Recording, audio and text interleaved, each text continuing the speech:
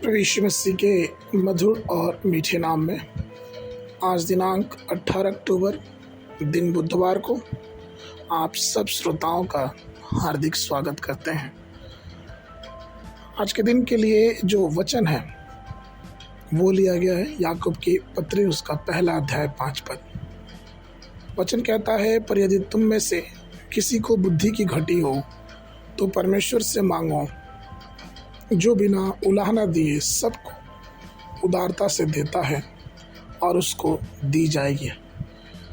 प्रियो, हम जो किताबें पढ़ते हैं और जो पाठ सीखते हैं उसके माध्यम से हम ज्ञान प्राप्त करते हैं और उस ज्ञान को सही तरीके से लागू करने के लिए हमें बुद्धि की आवश्यकता है। ज्ञान वह है जो हम प्राप्त करते हैं और बुद्धिमत्ता उस ज्ञान का सर्वोत्तम संभव तरीके से उपयोग करना है। प्रभु यीशु वह है जो यह बुद्धि प्रदान करते हैं। पवित्र शास्त्र कहता है कुलस्सियों 2 अध्याय के 3 पद में, जिसमें बुद्धि और ज्ञान के सारे भंडार छुपे हुए हैं और प्रभु में प्रेम पूर्वक वो बुद्धि देने के लिए तैयार है। सुलेमान जो बहुत कम उम्र में राजा बन गया, उसने राष्ट्र पर शासन किया और परमेश्वर से बुद्धि की मांग की। परमेश्वर की दृष्टि में यह महान प्रार्थना थी और उसने अपनी करुणा से सुलेमान को बहुतायत की बुद्धि दी। इस बुद्धि के साथ सुलेमान ने इस्राएल पर 40 वर्षों तक शासन किया और इस्राएल में शांति और आनंद का राज्य बनाया। छोटे मोटे कार्य करने के लिए भी ईश्वर की बुद्धि का होना बड़ी जरूरत है। कुछ लोग जब बिना विवेक के बोलते हैं तो भावनाओं को ठेस पहुंचाते हैं और परिवार में विभाजन और हर प्रकार की बातें होती हैं और बाद में उन्हें पछतावा होता है कि उन्हें ऐसी बातें नहीं करनी चाहिए थी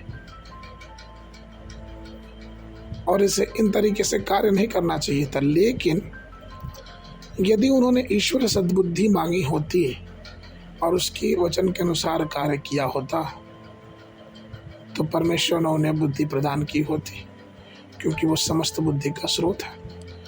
यशायाह 11 अध्याय के 2 पद में यशायाह नबी कहता है, और यहोवा की आत्मा बुद्धि और समझ की आत्मा, युक्ति और पराक्रम की आत्मा और ज्ञान और यहोवा के भय की आत्मा उस पर ठहरी रहेगी।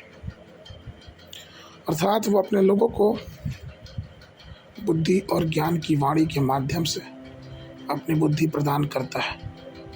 ये दो आत्मिक उपहार एक व्यक्ति को दो आध्यात्मिक आंखों की तरह है। पवित्र आत्मा के माध्यम से आप इन आध्यात्मिक उपहारों को भी प्राप्त कर सकते हैं और उनका उपयोग प्रभु के नाम को ऊंचा करने के लिए कर सकते हैं। आध्यात्मिक विषयों को समझने के लिए यह आवश्यक है कि आपके पास दिव्य बुद्धि होनी चाहिए।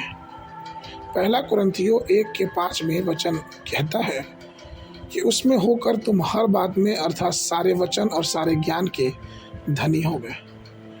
प्रियो, आप संसारिक ज्ञान के माध्यम से संसारिक चीज़ों को समझते हैं, इसलिए प्रभु ने आपके शरीर में 5 इंद्रियां भी दी हैं। लेकिन आध्यात्मिक चीज़ों को समझने के लिए आपके पास स्वर्गीय बुद्धि होनी चाहिए और पवित्र आत्मा आपकी कृपा से, अपनी कृपा से आपको ऐसी बुद्धि प्रदान करता है। इस स्वर्गीय ज्ञान के माध्यम से आप आध्यात्मिक चीज़ों, सत्य और स्वर्गीय रहस्यों को समझ सकते हैं। इसलिए उस ज्ञान के कर्ता जो हमारा परमेश्वर प्रभु यीशु मसीह, उससे बहुतायत की बुद्धि की मांग करें, जो बिना उलाहना दिए हमें देता है। मनन के लिए तीतुस की पत्री उसका 3 अध्याय 5 और 6 पद।